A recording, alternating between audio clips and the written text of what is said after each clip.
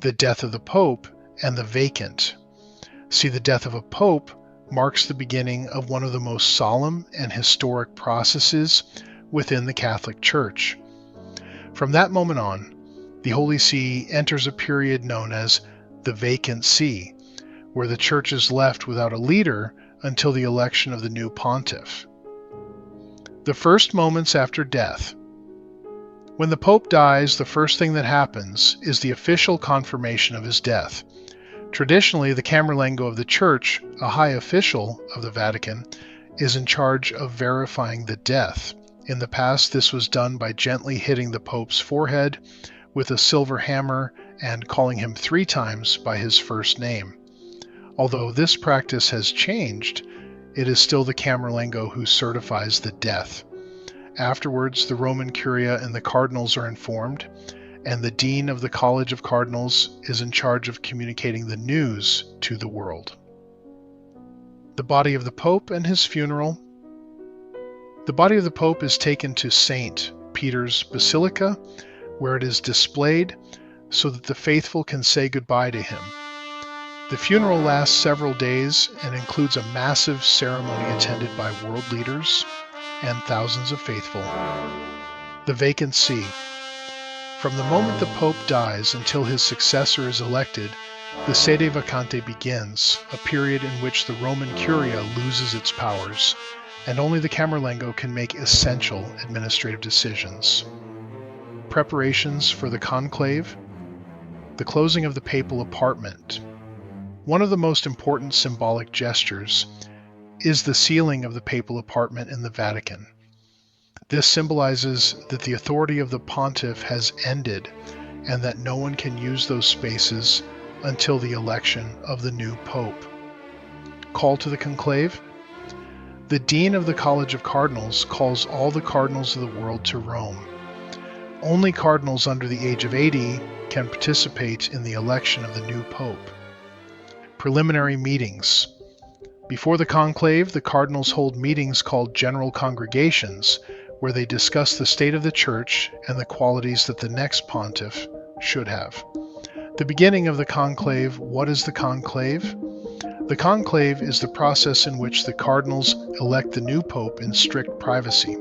It takes place in the Sistine Chapel, where pontiffs have been elected for centuries.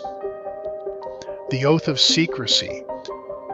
Before beginning, all the cardinals take an oath of secrecy, pledging not to reveal anything that occurs within the conclave. The closing of the doors. When all the cardinals have entered the Sistine Chapel, the Master of Ceremonies pronounces the words extra omnes, which means, "Get out, everyone." Only the cardinal electors remain inside. The voting how to vote. Each cardinal writes the name of his candidate on a ballot and deposits it in a special urn. Then the votes are counted, and if a candidate does not obtain the necessary majority, a new vote is held. Black smoke and white smoke. After each round of voting, the ballots are burned.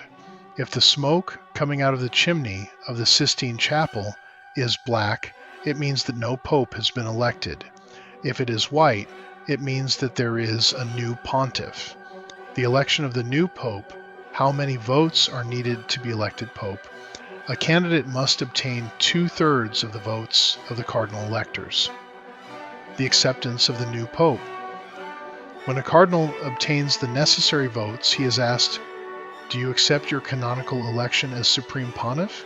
If he accepts, he chooses a new name as pope. The announcement to the world. The Habemus papam. Once the new pope has been elected, the last ballot is burned with special chemicals to produce white smoke, which announces to the world that there is now a new pontiff. The cardinal protodeacon steps out onto the central balcony of St. Peter's Basilica and pronounces the famous phrase in Latin, "Annuntio vobis gaudium magnum, Habemus papam," which means, "I announce to you with great joy, we have a pope." He then mentions the name of the cardinal-elect and the name he has chosen as pontiff. The first blessing of the new pope. The appearance on the balcony. A few minutes after the announcement, the new pope appears for the first time before the crowd gathered in St. Peter's Square. The Urbi et Orbi blessing. The new pope gives his first words and gives the Urbi et Orbi blessing, which means to the city and to the world. The beginning of a new papacy. With this blessing, the new pontiff begins his leadership of the Catholic Church, starting a new chapter in the history of the Vatican.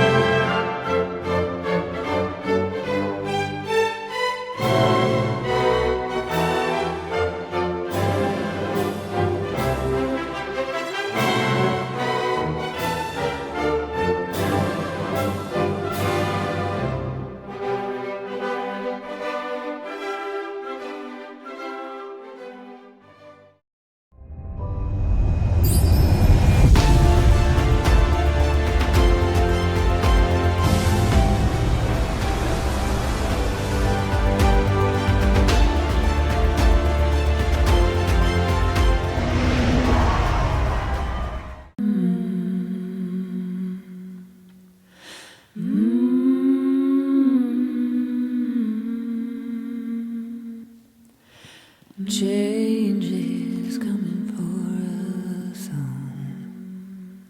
all. A change is coming. You can win it in the right direction.